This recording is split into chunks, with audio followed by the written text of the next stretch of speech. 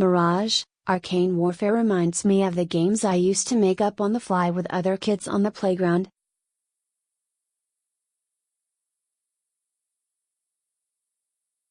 I fire a magic spear at you. Oh yeah? Well, I summon my magic carpet and fly out of the way.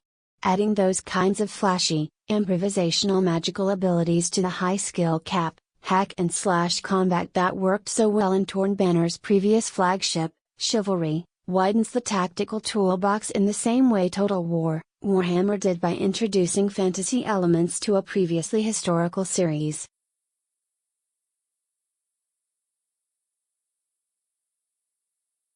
Unfortunately, the dismally small player base at present makes these mystic melees harder to enjoy.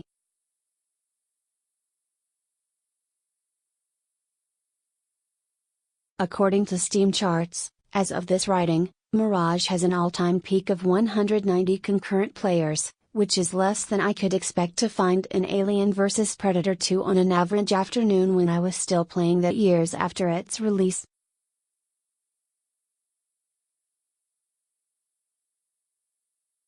During the day, I'm lucky to find a server with under 200 ping and any players at all.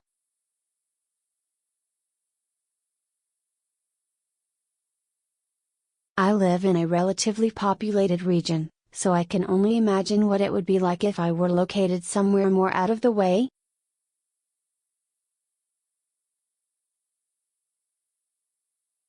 During the evenings in the US, there are usually a handful of full servers with decent ping, and a couple others, with only a few players in each.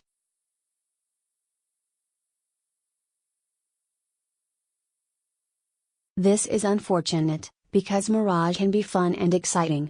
The emphasis on special abilities makes it feel a bit MOBA-ish, along the lines of Overwatch but with more of a melee focus.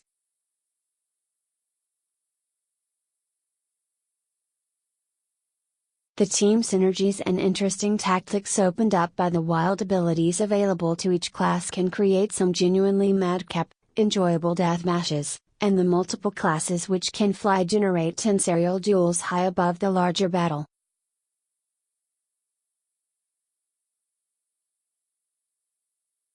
My personal favorite class is the Entropist. He can glide around on a flying carpet for a limited time, and his main cooldown ability is a healing grenade, making him one of the only classes that can restore his and his teammates' health.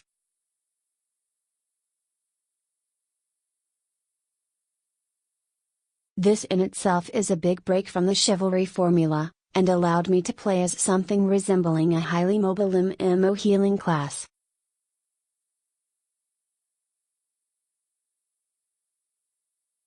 Abilities like these encourage teamwork in a way that feels natural and synergistic, whereas a lot of melee team deathmatch games can get to feeling like everyone for themselves skirmishes.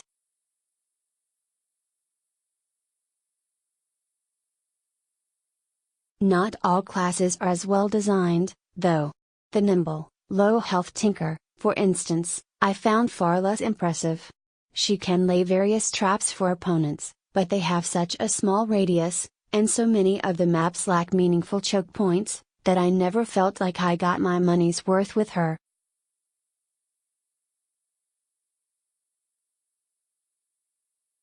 I was usually relegated to making the most of her nimble rapier strikes and hoping to outdamage melee classes with a lot more health than me.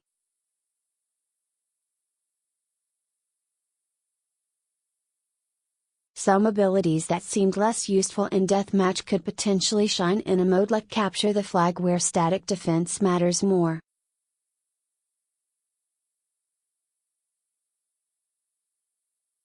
But certain modes are nearly impossible to find a group for at all unless you bring a lot of friends.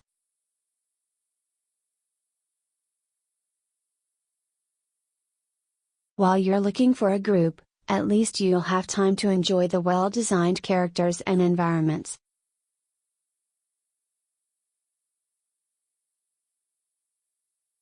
Each class has a very distinct silhouette and visual style, with unlockable costume pieces and color schemes allowing you to add your own visual flair.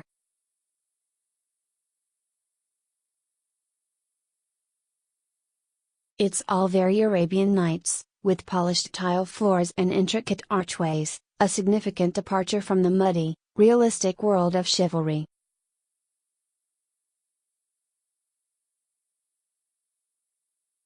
The maps themselves are also cleverly designed, diverse, and have a good flow to them when the server population is sufficient to really get some carnage going, with the exception, as I mentioned before, that not all of them have meaningful choke points able to take advantage of certain class abilities.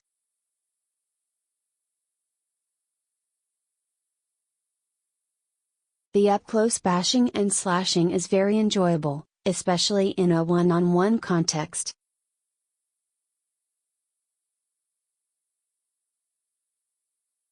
It doesn't have exactly the same depth as Chivalry, but still requires a high degree of skill and predictive ability to get good at it.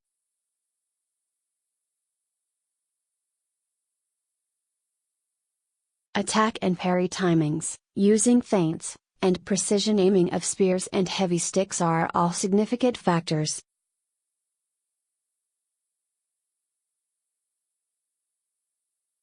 Each weapon also has 3 attack types: a long-ranged but weaker jab, a powerful overhead chop, which deals friendly fire by default to cut down on spamming and crowded team fights, and a standard slash that's somewhere between the two.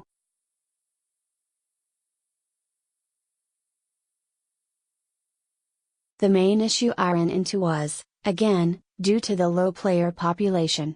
I was often forced to play on high-ping servers just to get into a match, and Mirage's emphasis on distance and timing doesn't lend itself to a 240 ms delay.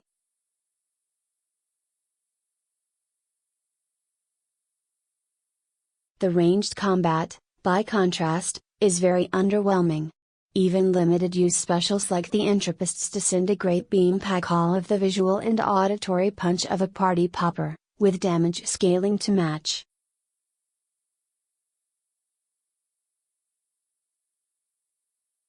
Unloading from afar never feels like anything more than dealing bee stings to an embattled enemy who will have to be finished off up close anyway.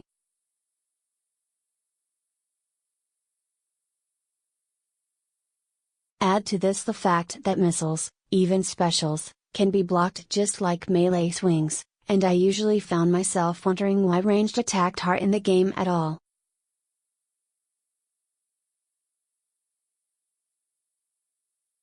Arena is the best of the modes, forcing small teams to face off in enclosed, intimate, fighting game-esque battlefields with nowhere to run.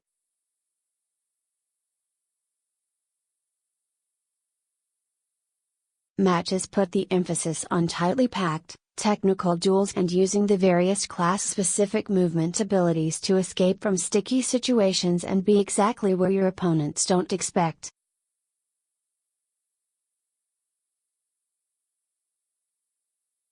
There's also a stock standard team deathmatch, an objective-based mode that's a hybrid between capture point and payload escort, and capture the flag.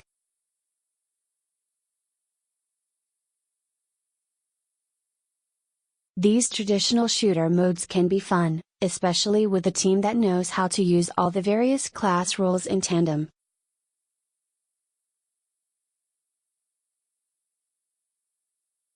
But I had the most fun playing Arena and thinking of it as more of a fighting game with 3D movement.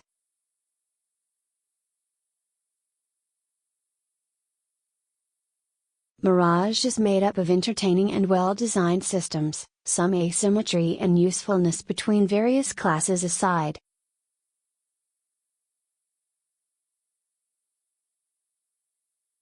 But as a multiplayer-only game, it's impossible not to bring up the astoundingly tiny player base, again.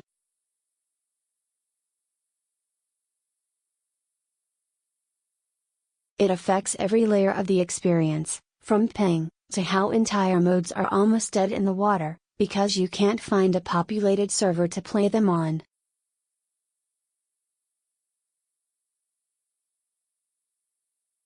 This makes Mirage tricky to recommend at the moment, as much as I'd be glad to see its active users swell and have more people to blast and bash around.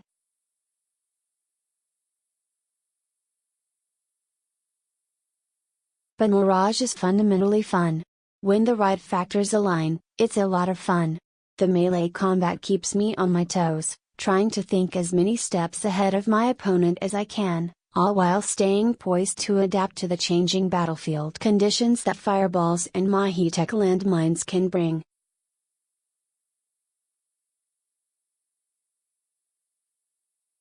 Each class offers unique and interesting tactical opportunities, even if they're not all equally interesting.